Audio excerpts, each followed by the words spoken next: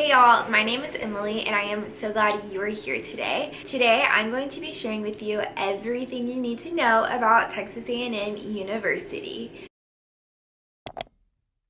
I just finished my very last test at Texas A&M and I have all of the details and nitty-gritty that you want to know. I'm going to be talking about stereotypes, majors, places to go, study spots, going out places, making friends, and so much more. If you are new here, welcome. I'm so glad you are here today, and if you are already subscribed, thank you so much for your support, and if you are not subscribed, make sure you go ahead and do that. If you are watching this video, maybe you just got accepted, congratulations. Maybe you are looking to apply here and want to see a student perspective. I'm so glad you are here and I hope I can give that to you, or you're just curious. Either way, I'm so glad you're here and I am so grateful for you. This video will probably be a longer video and it's going to be a lot of me just chit-chatting with you, so I will leave timestamps down below, and also hopefully it will break up the video so you can go ahead and just click to whichever part you want. But without further ado, let's go ahead and get started with all the different categories.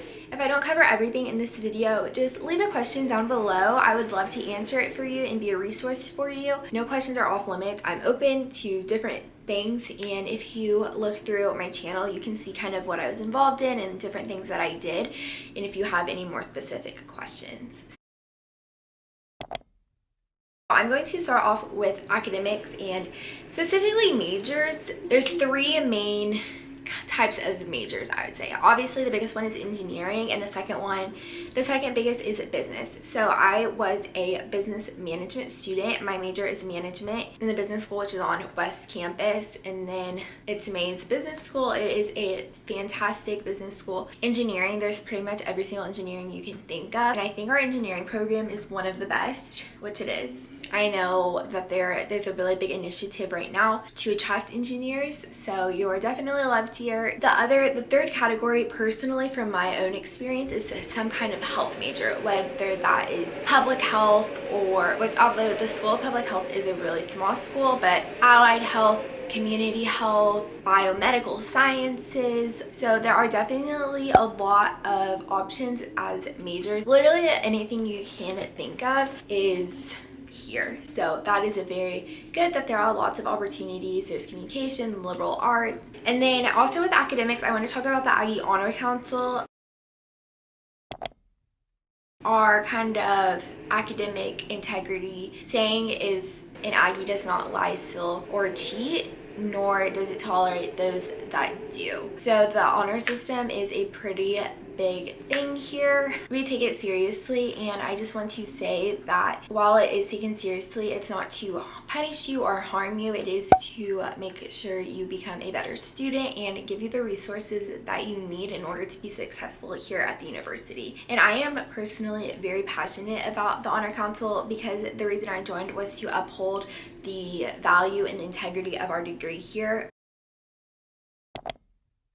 Now I'm going to talk about classes. So obviously this is a huge institution. It's 60 or 70,000 students now for only 4 different grade levels basically. So freshman and sophomore, and even sometimes junior year, you will be in huge classes. I think the biggest class I was in was 300 people. That was a state and local government class. Obviously those intro classes and lower level classes will be bigger because more people have to take them, but as I got into more upper level classes, my classes did shrink significantly. Obviously with COVID they had to be small, but this semester I had like 17 students in one of my classes, but I know like before COVID I was in upper level classes and there were about 30 or 20 students, which I loved because it felt like I was like in an actual classroom and I was actually like seen and stuff rather than just another number, and you can actually make those real connections. You get to know other students, which was my favorite part. Your professors actually know who you are, which is important. They're just a lot more caring because they can be, and it just seems a lot more intentional rather than like, okay, I have 300 people, like take a test and you just like learn. I mean, it just all depends how you learn, but I really appreciated as I got older that my classes were smaller and I actually got to make connections with students, which was honestly my favorite part. I think I should probably mention this. I graduated in 3 years, so my journey was a little bit sped up. So by sophomore year, I was already in like 400 level courses. And 400 level, like 100 is freshman, like bio 112 or something. I don't know what the numbers are. And then 200 level, 300 level, 400 is like senior, third is or like year 3. So when I say 400 level, I mean like that's the end of your college career. So like my experience was a little expedited, so it's a little bit different, but your classes will be big when you get here. I know even the lower level business courses are still huge. There's this one room in Wayner, which is the building where the business school is. You will have tons of classes in there. I know sophomore year, the first semester, I had 4 out of the 5 of my classes in the same room, all in a row, all day long. In terms of like study time and homework, I definitely did have a lot of homework. I'll talk about study spots in a little bit later. I read my textbooks and stuff like that. It just depends on your lifestyle, like the way you want to do, how much you want to learn. But yeah, do be prepared. Be prepared for homework and outside of schoolwork. Like obviously that's a no-brainer. You're in college now and a lot of learning depends on you and how much effort you want to put forward. Now I'm going to talk about study spots. I have a few favorites. My favorite 2 places are Evans, 3rd floor, Evans Library. Evans is the main library on campus. It's central campus. It's near a lot of the colleges. It's very central. It's very big. There are different floors. Obviously, in the 3rd floor, it's a silent floor. Apparently, like the higher up you go, the more quiet it is. The 5th floor is very, very quiet. I like the 3rd floor because it's like pretty quiet, but it's not like if you drop a pin like the end of the world. And then my second favorite is the medical sciences library. That is on West Campus, but it is right across the parking lot from Wayner, which is where all of the business classes are. So it was really nice to go there, and it's a lot smaller, and I feel like it's more like, well, I did go there freshman year, but I do feel like it's a little bit more upperclassmen. It's a lot smaller, so there are harder spaces to get there, but there are microwaves in there.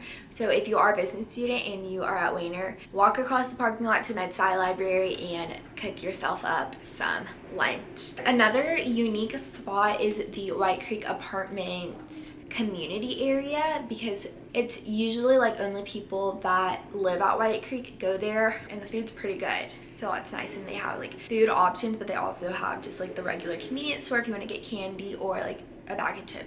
Obviously, there's like the MSC you could study at. Pretty much every single building has study spots. Like Rudder, 2nd floor is another cool spot. The MSC flag room is really fun. The Zachary Engineering building is also a really fun place to study. They open up the classrooms and you can study in there, and it's usually like a big group of us. We would go in there. Next to the MSC is a brand new learning building. I cannot remember what it is called, but there are tons of study spots, and it's a brand new building and it's really pretty. I've gone there a few times this semester, and there are outside seating areas, and right now it's really cool because with COVID and everything, there are tons and tons of outdoor seating areas, which is nice, especially because like I personally like to sit outside, and they have outlets, and it's really easy to study out there. Let's talk about where to live. Freshman year, let's talk about it. I did not live in a dorm. It's pretty 50-50 if you live in a dorm versus if you live off campus. Freshman year, I lived at an off-campus apartment, and it is right across from campus. I felt like I was still on campus. I was still able to walk to campus. It was a good area. It had a pool, it had a hot tub, but a lot of people did live on dorms. Like one of my roommates, she lived at Hullabaloo U, or no, I always say Hullabaloo U because I was a peer mentor for Hullabaloo U. Hullabaloo, like the dorm, and that's right across from Northgate. It's next to Sabisa, which is a dining hall. It's a very good location she chose, and it's one of the newer ones. It's pretty nice. Everyone wants to live in there. And then my other roommate, she lived at White Creek Apartments her freshman year. So those are on-campus apartments. They're like away from main campus. They're past Wayner. They're like on West Campus, which is far away. A lot of people do live in dorms, but it's not uncommon to live off campus at an apartment. Sophomore year, I lived in my sorority house, and I feel like that's very common for sophomores, girls, is to live in their sorority house, or they will move into apartments or houses. Houses are big here. There are tons of off-campus houses. I'm so sorry. That you can rent out by the bedroom and the bathroom. I currently live in an off-campus apartment, and it is the best location I could have imagined. Like, it's close to Northgate, it's close to campus. I walk to my class and I walk away from my class. Like, I walk back home from my classes. I really enjoy the location. The apartment itself is nice. There are tons of popular places to live. While we are talking about on campus, let's talk about the dining and food situation on campus.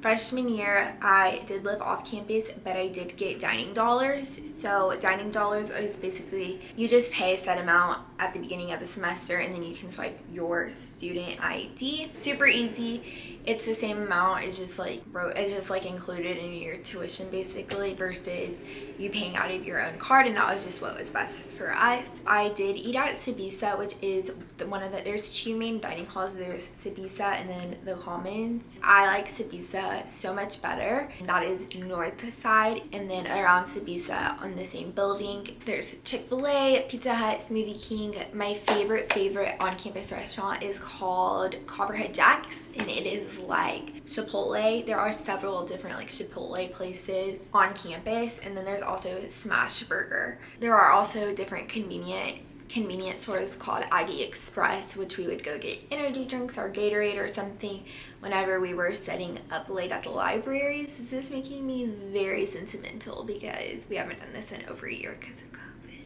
There's also tons and tons of Starbucks. There is a new cafeteria situation going up on West Campus, because I'm not gonna lie to you, the dining on West Campus is terrible. There's like one Chick-fil-A and not it. There are tons of Starbucks everywhere, easy to find. Also a really good place to eat is the MSC. Tons of different options of food there. Burgers, Chick-fil-A, Cabo, which is another Chipotle style restaurant, Rev's Grill, that is really good. We would eat that after football games. Also in the MSC under, there's like a bottom floor, is Panda Express. All right, let's talk about football and sports. Game days are huge here at A&M. As you can imagine, we are SEC.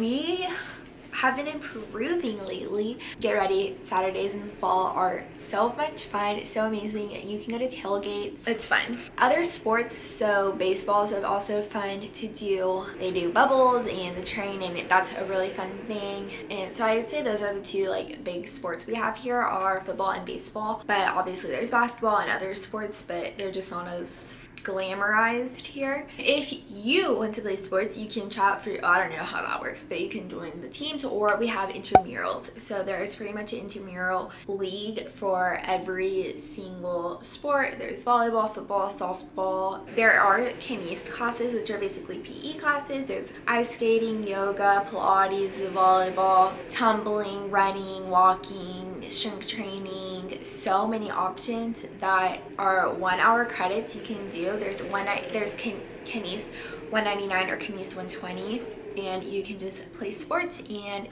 it is so much fun. There's also skiing, which is fun. So there are tons of options for you to get involved physically. And then I want to talk about the gym and kind of the rec. There are now 2 recs, and they are building the 3rd rec, and each one of them have a weight room, and then they also have cardio machines. And then the main rec, which is on West Campus, has like I don't even know what it's called, but tons of different options. And then you can also like rent out equipment and supplies. If you go to the strength training area, make sure you bring a towel or you are not allowed in. I went to the rec a few times freshman year and sophomore year, but I personally don't enjoy it that much. It's just like too much for me. So I have an off-campus gym membership. There is Planet Fitness, Gold's Gym. Those are like the 2 chain ones, but then there are also several other gyms. I go to True Fit, which is, there's 4 locations in College Station area, so that's nice. I can switch between locations. That is just what works best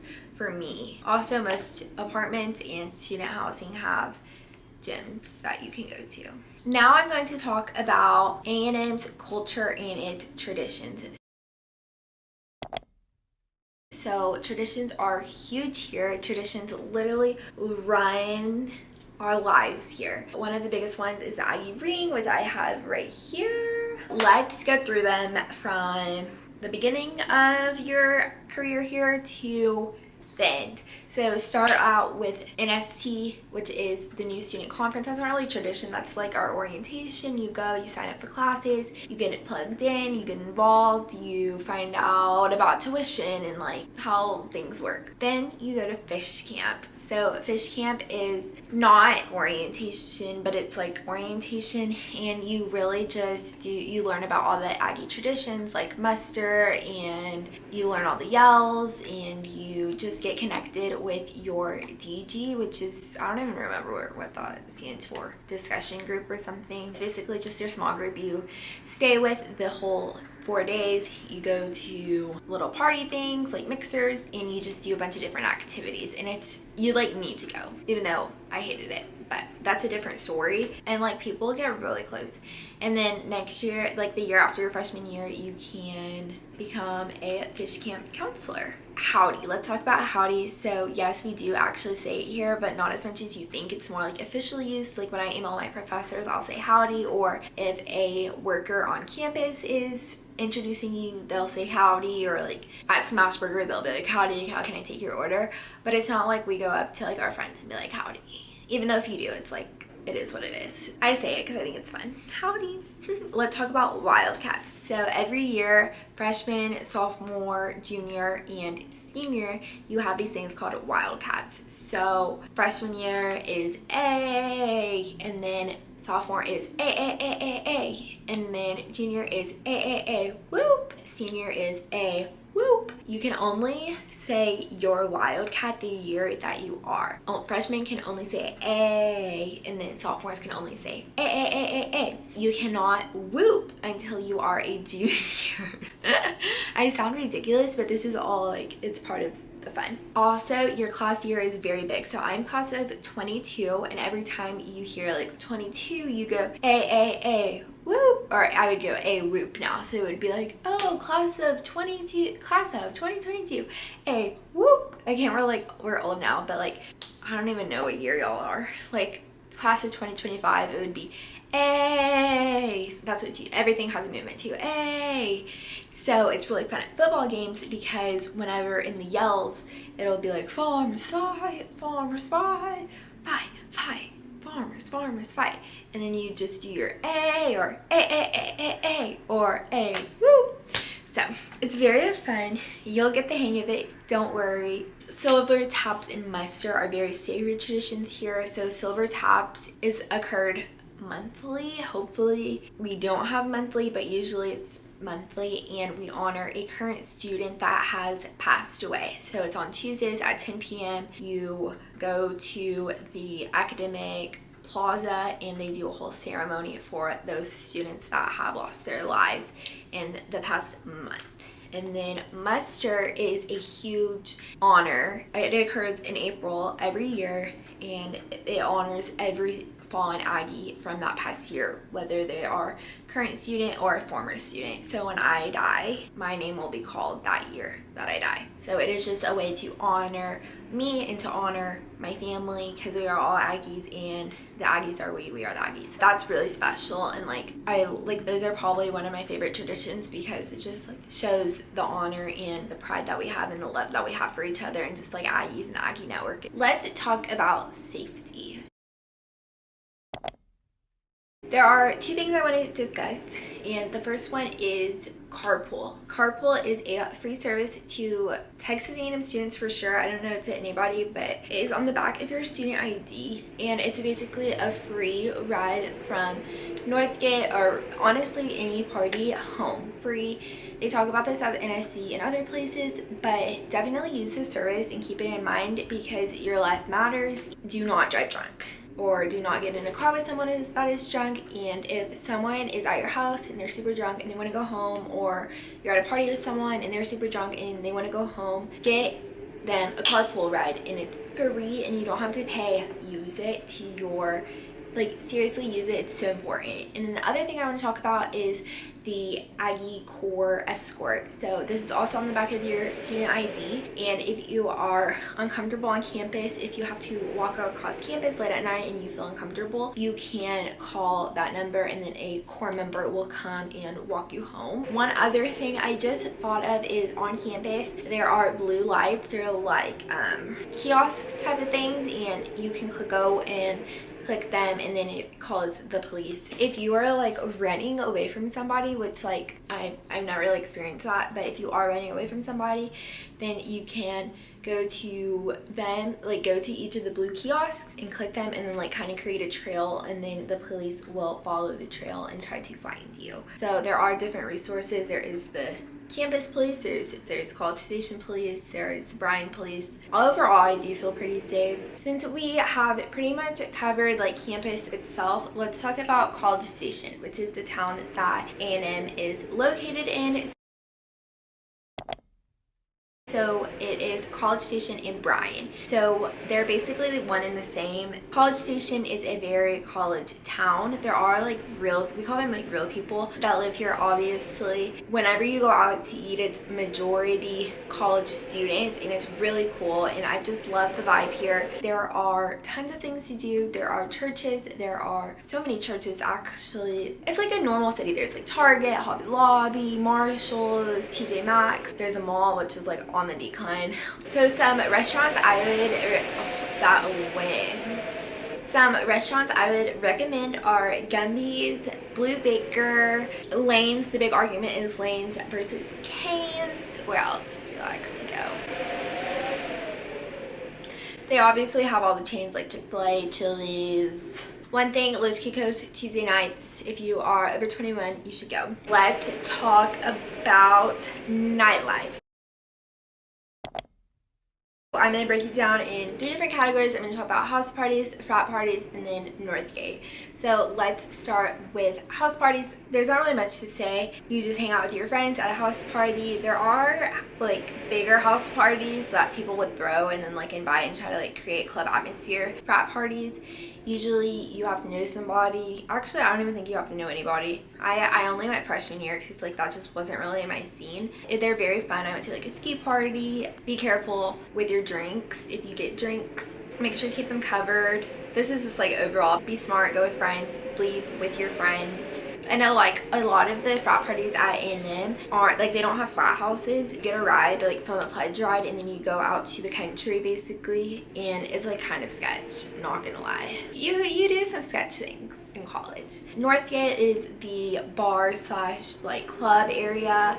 It's right across from campus by Sabisa and Hullabaloo. I've been going there since freshman year. You are able to go when you are 18, but obviously like you can't buy drinks until you're 21, and you have to pay cover if you are under 21. There are different places for different age groups. Obviously there are some 21 plus places, but most of them you can get in at any age. So there's like clubs and then there's like bars. Now I am going to move into my last category. Okay, scratch that. That's not the last category because I just thought of 2 other things to talk about, and that is getting to be student involvement. Student involvement is huge here. Student orgs are huge here. Everyone is involved in something. Most people are involved in multiple things. Obviously, there's Greek life here. Greek life is pretty big here, but it's not like as big as it is other places. I was involved in Greek life and it was really fun. So if you're not involved in Greek life, or even if you are usually join a flow your freshman year, and there's, I don't even know how many there are, but there are quite a few. Those are freshman leadership orgs, but they're basically just another organization that you can join and you can make friends. Those are co-ed.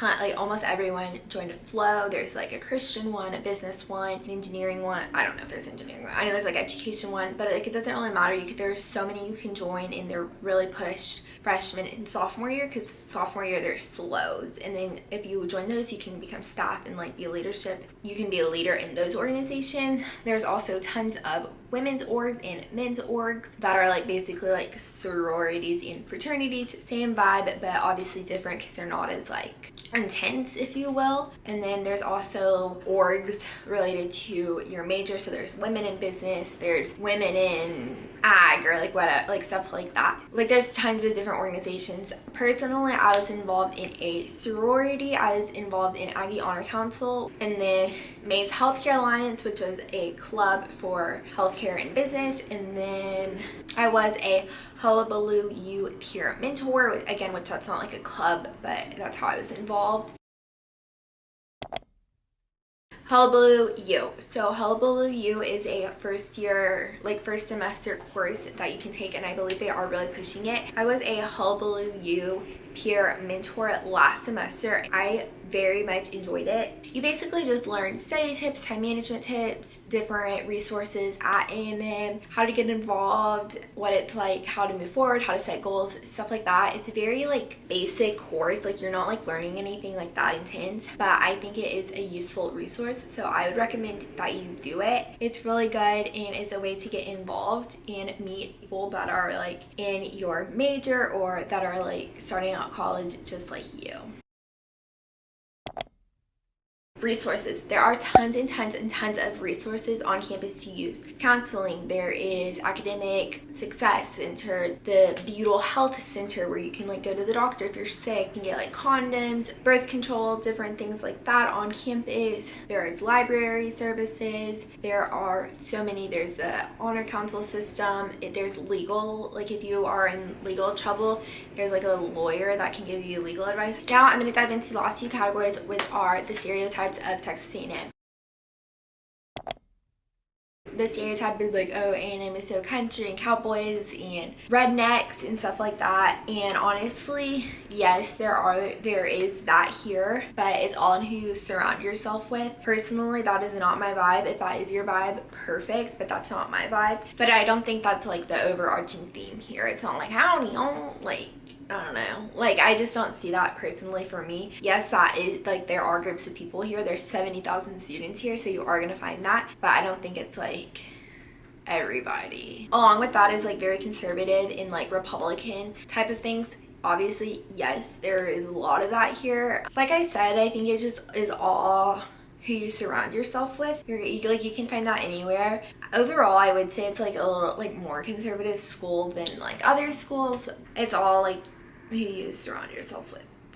The other stereotype is like the racism stereotype of A&M. I'm going to take two different approaches to this. The first approach is I grew up in the suburbs of Houston, Sugarland, Richmond area, and it is very diverse there. It is probably, Houston's the most diverse city in America, and Sugarland and Richmond are all very diverse. Like my high school, you can look it up, it was like 25% white, 25% Hispanic, 25% black, 25% like Asian descent. So I've been around all different types of races and different types of people, like income levels also. Moving to A&M, this is a lot of people's most diverse they've seen, but to me it is very, very, very predominantly, I don't even think predominant is, dominantly white. So that's like one thing to keep in mind. And I didn't really start noticing it until 2020 and everything like with George Floyd and all Black Lives Matter and all that kind of stuff started happening. I think again, it's who you surround yourself. I have a very diverse set of friends. On the flip side of that, racism itself, I don't think people are like racist necessarily, but like their biases and their beliefs are very like, people just don't know certain type, like people like don't know like black people or white people or anything like that, so they don't know that they're being the way that they're being. They're just very ignorant, and I don't think that's racist, but like it's very questionable, and it was like enough to make me feel uncomfortable. So I don't think it's like racist and like inherently racist, but I do think that the people here are unaware, especially because there are a lot of small town people that move to College Station, which I see as a small town, and they only know white people, or they only know like one black person or one whatever, fill in the blank. That is what I will say regarding that. If you have more questions about that specifically, let me know, like everything else.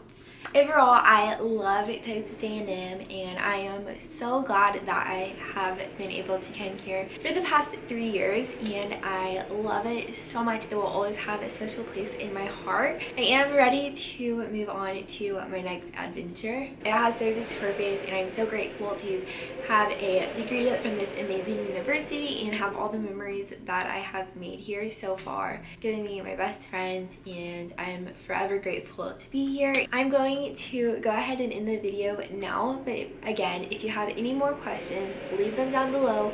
Let me know and I will get back with you. Before we go, make sure you are subscribed so you don't miss out, and I am so grateful that you watched this video. Thank you for watching, and I will see you next time. Bye.